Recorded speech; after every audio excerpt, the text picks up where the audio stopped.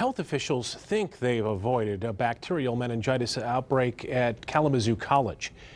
19-year-old sophomore Emily Stillman died yesterday of complications from bacterial meningitis. She went to the hospital with a severe headache Friday morning. The Kalamazoo County Health Department has contacted about 150 students, faculty, and staffers who may have had close contact with Stillman, and they're giving out antibiotics. They say the likelihood of another case is now quite low.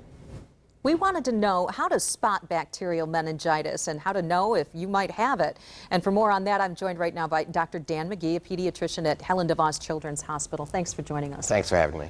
Boy, this is really tough to take. I mean, when you send your kids off to college, it's just not something that you necessarily considered. Talk to us a little bit about bacterial meningitis. Well, bacterial meningitis is an infection of the lining of the brain and the spinal cord, and it is quite severe an illness. The problem is it starts off with things like just a headache and a fever, and particularly during flu season, you may think, oh, I just have the flu, but it rapidly progresses into a much worse illness.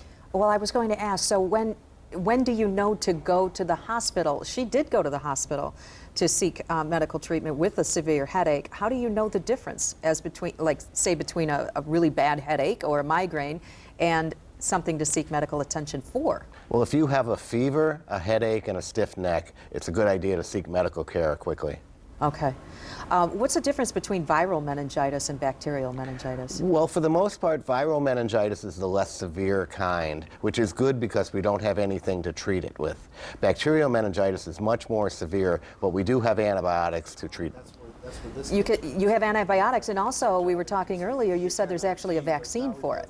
Well, that's right. I am not involved in the care of this patient, but my speculation from looking at the fact that they are giving out prophylactic medicine now is that this is a form of bacterial meningitis for which there is a readily available vaccine. So that's something that parents can take into account.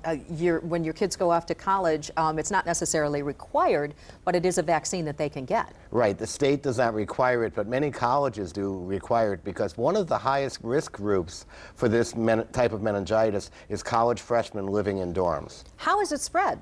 It's spread by close contact, sharing glasses, just being close, respiratory droplets, being close around in a small contained environment. So what about sneezing or something like that? Can that spread it? Can it last on a surface, for instance? Yes, sneezing will do it. It can last on a surface, like particularly a glass. If you drink out of somebody else's glass, a coffee cup, that can do it. Is there a way to prevent it? Well, the vaccine is the biggest way to prevent it. It's a vaccine that is strongly recommended for adolescents, and particularly for adolescents that are entering college and living in a dorm. Okay. I guess the thing that parents can take into account is the vaccine, and also just to make sure that if you have any of those symptoms, don't wait.